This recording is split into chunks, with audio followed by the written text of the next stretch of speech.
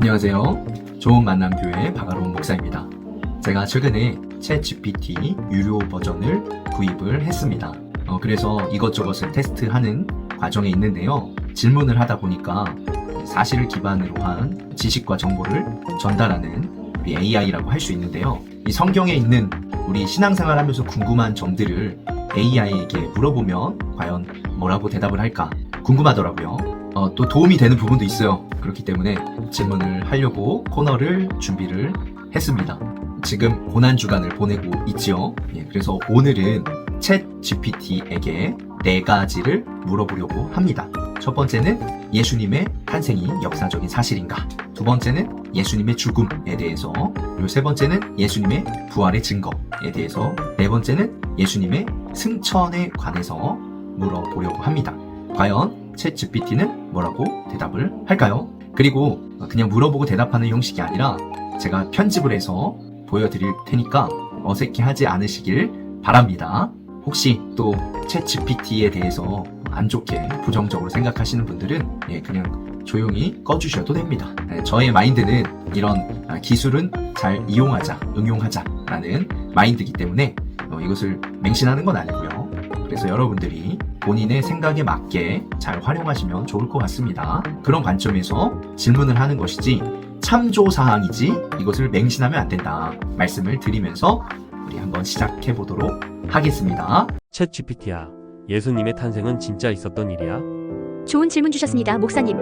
예수님의 탄생, 실제로 있었던 역사적 사건일까? 신앙을 넘어 사실 여부를 궁금해하는 분들이 정말 많죠.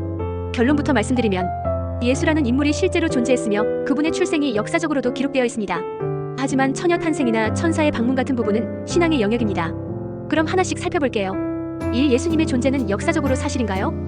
예, 예수님이 실존 인물이었다는 건 학계에서도 대체로 인정합니다. 비기독교 사료에도 등장합니다. 요세푸스 1세기 유대 역사가는 예수라 하는 지혜로운 사람이 있었다. 타키투스 로마 역사학자는 그리스도라는 사람은 티베리우스 황제 치하에서 본디오 빌라도에 의해 처형되었다. 즉 예수라는 인물이 팔레스타인에서 활동했고 처형당했다는 것은 복음서 외에도 비기독교 역사문헌에서 확인됩니다. 2. 그럼 예수님의 탄생은? 복음서 2곳 마태복음과 누가복음의 탄생 이야기가 나오죠. 동정녀 마리아, 천사의 방문, 베들레헴 말구요, 별을 따라온 동방박사들. 하지만 이런 내용은 당시 일반 역사서에는 나오지 않습니다. 즉 역사적 사실이라기보단 신앙적 해석이 담긴 이야기입니다. 3. 왜 처녀 탄생 이야기가 중요한가요? 유대인들에게는 메시아는 하나님의 특별한 방식으로 오신다는 믿음이 있었어요. 초대교회는 예수님이 단순한 인간이 아니라 하나님의 아들로 태어나셨다는 걸 강조하기 위해 이 사건을 신앙 고백으로 전한 거예요. 정리하면 예수님은 역사적인 실존 인물입니다. 탄생 이야기의 세부 내용은 신앙의 고백이며 역사적 증거보다는 복음서의 증언에 기반한 믿음의 내용입니다. 그럼 예수님의 죽음은 진짜 있었던 일이야? 좋은 질문이십니다, 목사님. 이번에도 신앙을 넘어 역사적 사실로서 예수님의 죽음을 이야기해 볼게요. 예수님의 죽음 실제로 있었던 일일까? 결론부터 말씀드리면 예수님의 죽음은 역사적으로 거의 확실한 사실로 평가받고 있습니다. 예수님의 탄생보다도 오히려 그분의 죽음과 십자가, 처형에 대해서는 비기독교 문헌에도 명확한 언급이 많아요. 1. 복음서 외에도 기록된 예수님의 죽음. 요세푸스 유대 역사학자는 그는 많은 유대인과 이방인을 가르쳤고 빌라도에 의해 십자가형에 처해졌다. 타키투스 로마 역사학자는 그리스도는 본디오 빌라도에 의해 십자가에 못 박혔다. 이들은 기독교인이 아니었고 오히려 기독교에 비판적이던 사람들이었어요. 그런데도 예수님의 죽음을 명확히 기록했다는 건 그 사건이 당시 실제로 있었던 공적 사건이었다는 강력한 증거입니다. 왜 십자가였을까? 당시 로마는 반역자나 노예에게 십자가형을 내렸어요. 예수님은 유대인의 왕이라 불리며 로마에 대한 정치적 위협으로 간주됐죠. 그래서 본디오 빌라도 총독이 판결을 내린 것도 역사적으로 설명이 됩니다. 3. 역사학자들도 동의하나요? 예수님의 생애를 연구한 신약학자, 종교사학자들 대다수는 다음 3가지를 거의 사실로 인정합니다. 1. 예수라는 인물이 실제 존재했다. 2. 그가 공적 활동을 했고 제자들이 있었다. 3. 그가 십자가에 못 박혀 죽었다. 정리하면 예수님의 죽음 자체는 역사적 사건, 그 죽음의 의미와 목적은 신앙의 영역입니다. 그렇구나. 그럼 예수님이 죽고 부활한 증거가 있어? 좋은 질문이십니다, 목사님. 예수님의 부활, 진짜 있었던 일일까? 이건 기독교 신앙의 핵심인데요. 믿음의 영역이지만 동시에 합리적 근거들도 꽤 많이 제시되고 있어요. 지금부터 정리해드릴게요. 질문은 하나지만 대답은 3방향에서 드려야 정확합니다. 1. 역사적 사실로 인정되는 죽음 이후 사건들. 예수님의 부활은 복음서만의 주장이 아니라 그 이후에 벌어진 사건들로 인해 학계에서도 무시할 수 없는 주제로 여겨집니다. 대표적인 간접 증거들. 1. 예수님의 무덤이 비어 있었다는 증언. 모든 복음서가 빈 무덤을 전제로 합니다. 적대자였던 로마 군대나 유대 종교 지도자들도 예수님의 시신을 보여주지 못했어요. 만약 시신이 있었다면 기독교는 초기부터 무너졌을 겁니다. 이 수많은 사람들이 부활한 예수님을 보았다고 증언. 바울은 고린도전서 15장에서 500여 명이 동시에 부활하신 예수님을 목격했다고 기록합니다. 이 편지는 예수님 사망 후 약 20에서 25년 내에 기록된 것으로 그 당시 살아있는 목격자들이 많았다는 의미이기도 해요. 3제자들의 극적인 변화. 예수님의 체포 당시 모두 도망쳤던 제자들이 이후엔 죽음을 무릅쓰고 부활을 전함. 거짓말로 그렇게 살 수 있을까요? 이 반론에 대한 반박. 혹시 제자들이 시신을 훔친 거 아냐? 무덤을 지키던 로마 병사들이 있었고 도둑 맞았다는 공식 기록도 없습니다. 헛것을 본 거 아니야? 수백 명이 동시에 헛것을 봤다는 건 정신의학적으로도 설명이 어렵습니다. 3. 역사학계의 평가. 역사학자들이 예수의 부활을 모두 믿는 것은 아니지만 다음 사실들은 대체로 합의됩니다. 예수님이 십자가에서 처형당했다는 말은 역사적 사실입니다. 무덤이 비어 있었다는 말은 상당한 역사적 가능성이 있습니다. 제자들이 부활을 믿고 전했다는 말은 거의 확실합니다. 부활이 실제로 일어났는가는 말은 신앙과 해석의 영역입니다. 그 결론은 믿음의 고백이냐, 역사적 가능성이냐입니다.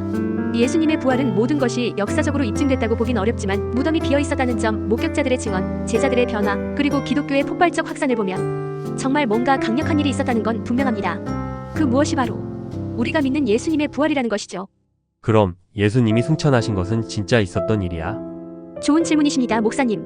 예수님의 승천 사건, 즉 하늘로 올라가신 것이 정말 있었던 일인지 신앙과 역사 사이에서 궁금해하시는 분들이 정말 많습니다. 이번에도 이 역사적 사실은 무엇인지, 믿음의 해석은 어떤 의미를 담고 있는지 두 방향으로 정리해드릴게요. 예수님의 승천, 실제 있었던 일일까? 1. 먼저 복음서와 사도행전의 기록은 이렇게 말합니다. 누가복음 24장 51절. 그가 그들을 떠나 하늘로 올려지시니라. 사도행전 1장 9절. 그들이 보는데 올라가시니 구름이 그를 가리워 보이지 않게 하더라. 즉 예수님의 승천은 제자들 눈앞에서 일어난 일로 증언되고 있습니다. 역사적 사실로 인정되기는 어려운가요? 솔직히 말씀드리면 예수님의 승천은 역사적 증거가 아니라 신앙적 사건입니다. 비기독교 역사 문헌에는 승천에 대한 기록이 없습니다. 물리적으로 하늘로 올라갔다는 주장은 현대 역사학이나 과학적으로는 증명할 수 없습니다. 따라서 역사학자들은 이렇게 평가합니다. 예수님의 승천은 제자들이 부활 이후 경험한 신비한 체험을 하늘로 올라가시는 이미지로 표현한 것일 수 있다. 3. 그렇다면 왜 승천이 중요할까요? 성경에서 말하는 승천은 단순히 예수님이 하늘로 올라가셨다는 동작 그 이상입니다. 예수님이 이제 이 땅의 시간과 공간을 초월해 모든 사람에게 임재하시는 주님이 되셨다는 상징입니다. 즉 승천은 예수님이 단순한 랍비가 아닌 하나님의 아들임을 보여주는 선언이고 제자들 입장에서는 이제부터는 성령의 시대가 열린다는 사인이었습니다. 4. 믿음의 눈으로 본다면 우리는 예수님의 승천을 통해 또 예수님이 지금도 살아계시고 하나님의 보좌 우편에서 우리를 위해 중보하시며 다시 오실 분임을 확신하게 됩니다. 즉 승천은 예수님이 떠나신 사건이 아니라 지금도 우리 가운데 계시다는 약속의 시작이죠. 얘기를 들어보니 추가로 궁금한 게 있는데 예수님이 부활하시고 승천하신 것 맞아? 예수님이 부활하신 건 알겠는데 정말 승천하신 게 맞을까요? 이건 단순한 호기심이 아니라 기독교 신앙의 흐름 전체를 꿰뚫는 중요한 물음이에요. 자, 신앙과 역사, 성경과 해석. 이 네 가지 축으로 정확하고 알기 쉽게 정리해드릴게요. 1. 성경은 명확히 승천하셨다고 말합니다. 예수님의 승천 사건은 복음서 중 누가복음과 사도행전 1장에서 아주 구체적으로 묘사됩니다. 그들이 보는데 올라가시니 구름이 그를 가리워 보이지 않게 하더라. 사도행전 1장 9절. 제자들이 직접 예수님이 하늘로 올라가시는 것을 보았다고 기록했어요. 그리고 천사들이 등장해 다시 오실 것을 예고합니다. 즉 성경은 예수님의 승천을 실제 사건으로 분명히 선포하고 있어요. 역사적으로 증명할 수 있느냐? 솔직하게 말씀드리면 예수님의 승천은 역사적으로 증명되기 어렵습니다. 예수님의 십자가형, 제자들의 부활 신앙은 비기독교 문헌에도 흔적이 남아있지만 승천 사건은 기독교 내부 기록, 성경의 복음서와 사도행전에만 나옵니다. 즉 신앙의 고백이지 과학적 영상 자료나 타 문서로 확인 가능한 사건은 아닙니다. 3. 그럼에도 왜 승천이 중요할까요? 승천은 단순히 예수님이 하늘로 사라지셨다는 물리적 장면이 아니라 신학적으로 아주 깊은 의미를 담고 있습니다. 승천은 곧 예수님의 공생의 사역이 마무리되었고 이제는 성령 시대가 열렸으며 예수님이 우주적 주권을 가지신 주님이라는 선언입니다. 또한 예수님은 사라지신 게 아니라 지금도 우리와 함께 하시며 다시 오실 분이라는 믿음으로 이어지죠. 정리하면 이렇게 됩니다. 예수님의 승천은 성경에 있나요? 라는 질문에는 네, 누가복음과 사도행전에 구체적으로 기록되어 있습니다. 역사적으로 입증 가능한가요? 라는 질문에는 과학적 증거나 외부 문서는 없지만 제자들의 증언에 근거합니다. 승천을 믿어야 할 이유는 뭔가요? 라는 질문에는 부활 이후 예수님이 지금도 살아계시며 다시 오실 분임을 믿는 믿음의 고백입니다. 이상으로 예수님의 탄생과 죽음, 부활과 승천에 대해 말씀드렸습니다. 지금까지 질문과 답을 잘 보셨지요? 역사적인 사실이라고 할 수 있는 부분이 예수의 탄생, 예수의 죽음, 그리고 예수의 부활까지도 거의 확실한 증거라고 볼 수 있을 것입니다. 이 부분이 놀라운 부분이라고 생각을 합니다. 그리고 이제 승천인데요. 승천은 신앙의 부분이다, 믿음의 부분이다, 이렇게 이야기를 해줬습니다. 결론적으로 제 생각은 역사적으로 근거를 제시할 수 있는 게 탄생과 죽음입니다. 그리고 또 여러 가지 근거들을 통해서 우리가 거의 확실시하는 게 부활이지요. 가장 중요한 것이 이 부활입니다. 부활, 역사적인 근거라고 말할 수는 없지만 어느 정도는 근거 있는 일이다 라고 말을 할 때에 사람이 부활할 수 있어요? 그렇지 못하죠. 즉 이 말은 무슨 말이냐면 부활로 인해서 예수님의 성령 잉태 역시도 가능한 일이고 승천 역시도 가능한 일이다, 이렇게 볼 수 있을 것입니다. 부활을 할 수 있으면 다른 것들도 가능하다라고 말할 수 있다는 거지요. 물론 우리가 논리와 근거를 통해서 신앙이 세워지는 것만은 아닙니다. 그러나 우리가 이런 부분까지도 있다라는 것을 기억하시면서 또 하나님께서 우리에게 역사해 주시는, 우리를 만나 주시는 그 만남이 여러분의 있길 소망하고, 또한 믿음이 든든히 세워지는 귀한 시간이었길 소망합니다. 감사합니다. 샬롬.